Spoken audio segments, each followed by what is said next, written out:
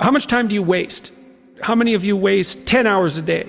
There's a bunch of people out there that have these lives that are deeply unsatisfying. Right now, whoever's listening to this, if you wrote a book right now about your life and you gave it to someone, would it change their life for the better?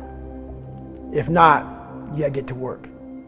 You really want to wake up and figure out that you're wasting half your life? Do you know that everybody alive gets exactly the same amount of time we get all there is? It's what we do with it that makes the difference. Don't waste your life. There are so many people that are working all day long doing something that is deeply unsatisfying, and they relish the time to take a shit in the bathroom and look at their phone. I mean, they literally do that. That's a highlight of someone's day. Well, when you get to like 6 hours a day, 80% of the people put up their hands. 6 hours a day. It's 42 hours a week. So let's call that a work week, 40 hours a week. So I say, well, let's assume your time's worth $50 an hour. If that's $2,000 a week you're wasting. It's $100,000 a year. It's like, what is that over 40 years? $4 million. It's like, you're rich.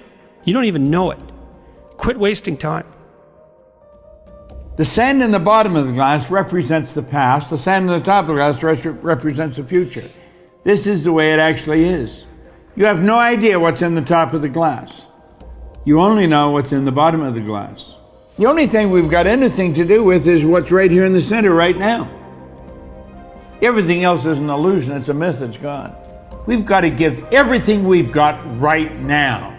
And people that are trapped in bad situations, one of the problems is you feel like this is your future. You feel like you're fucked and you can't get out of that. There's no hope. There's no light at the end of the tunnel. There's no rainbow. Look how undisciplined I am. I don't know anything. I can't use a schedule. I can't stick to a calendar. I don't have any aims. I don't know anything about the world. And if you feel like that, that alone can be incredibly defining and limiting.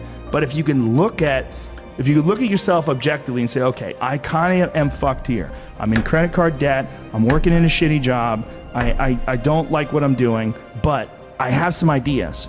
I need to feed those fucking ideas. And I need to feed them and water them, and I need to set aside a certain amount of time every day to just try to make those things happen. You can do that. If for 10 years, if you didn't avoid doing what you knew you needed to do, what would you be like? Set your goals high. Quit thinking about what's wrong. Start thinking what's right. You have no idea what you're capable of doing. Make up your mind today, you're going to figure it out. Don't waste your time. And so if your life isn't everything it could be, you could ask yourself, well, what would happen if you just stopped wasting the opportunities that are in front of you? You'd be who knows how much more efficient. 10 times more efficient, 20 times more efficient. That's the Pareto distribution. You have no idea how efficient people get. It's off the charts. You see an old person walking down the street, you go, oh, that person's always been an old person. No, that was a baby. That was a baby that became a 90-year-old man. There's a progression that you're not witness to. You don't see it. And that takes place in everything. It takes place in authors. It takes place in comedians and musicians. There is a starting point, and then with time and focus, and as long as you reevaluate and reassess and constantly, objectively look at what you're doing and then pursue it with passion and focus, you get better at things. There are people who do find out over decades-long periods what they could be like if they were who they were, if they spoke their being forward. And they get stronger and stronger and stronger, and we don't know the limits to that. We do not know the limits to that. If you look at someone who's doing really well, like say if you focus on like Kevin Hart, all you see is him now flying around private jets, wearing a new pair of sneakers every day, driving around in Bentleys. You just see that. You don't see him being a young kid in Philadelphia going to open mic nights. You gotta shut off technology. Yeah, I go here.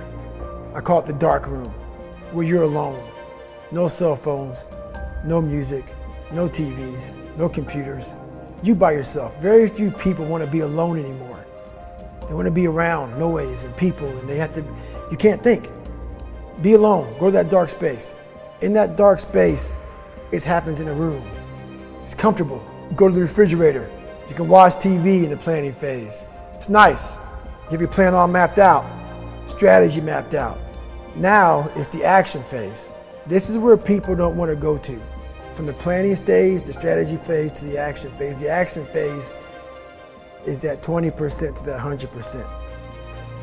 Now you gotta put